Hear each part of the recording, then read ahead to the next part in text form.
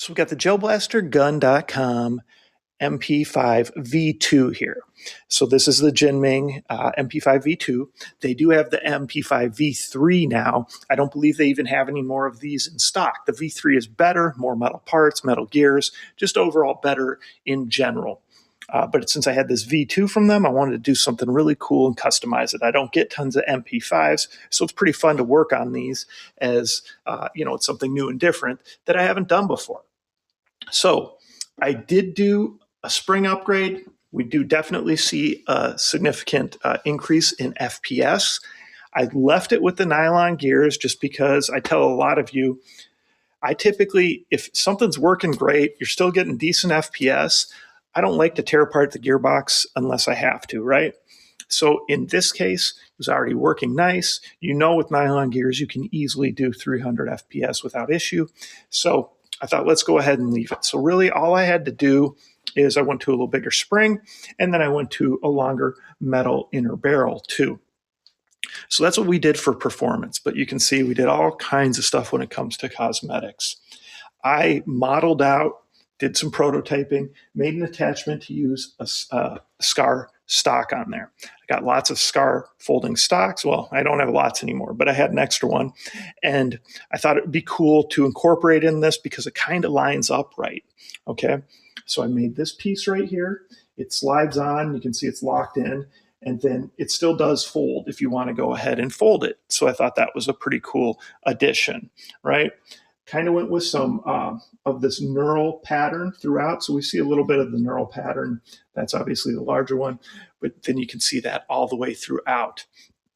Okay, I did have to make an extended piece here for the charge or priming handle. And of course you can still do it. Now, somebody told me that and I totally forgot that this, when you pull back like that, is so that you can reload and then do that MP5 slap on that there.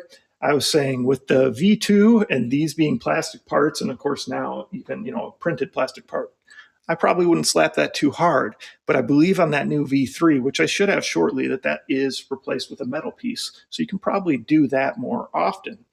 Otherwise, kept the same standard handguard, just went ahead and put rails on it, right? So I put rails on it, put rail on the bottom so you can have a cool little grip down here with the hand stop, thumb stop, whatever you want to call it. Now these are just kind of little decorative pieces, and really I just put them there because there's a bolt that goes through, and I thought that hides it nicely, and it still looks cool. And of course I like putting my little logos on where I can. This out here can actually be used for a bipod, but I also have a laser on there, so you could go either route on it, and then of course the threaded tip, and then a nice threaded suppressor on there as well. Otherwise, just kind of some decorative pieces. Obviously, we put the top rail on here, and then we've got the little scope and a little bit on the mag plate. So I think it turned out really nice, definitely very unique. Haven't seen anything like this before. Later, a good friend, Corey from Australia, told me that there's actually like an attachment piece like this that you can get for MP5s to put SCAR stocks on it. And I was like, oh, I didn't know that. I went ahead and just modeled one, which is probably what I would have done anyway. So I think that looks really cool. However, I did make a buffer tube attachment too. So I had an extra piece like this from an old MP5.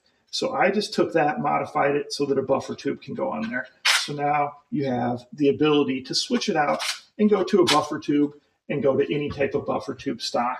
So to take this one off, all you really have to do is unscrew that, pull it off, slide this on, screw that on, then you've got the buffer tube stock. Of course, the battery's been relocated back here into the stock, and it would be here as well. Overall, definitely think it's really cool. Let me know what you guys think.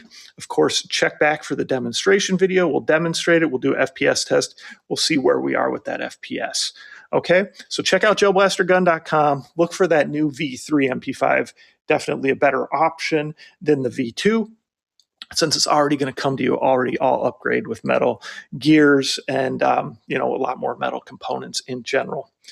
Comments, questions, post them below. I try to answer everything. Of course, like, subscribe, share my channel with your friends. Click that bell notification thing so that you get those notifications when new videos are posted, and so that you don't miss out on any of the monthly Gel Blaster giveaway contests. Typically, it's about $200+ in blasters and accessories every month in my YouTube contest towards the end of the month.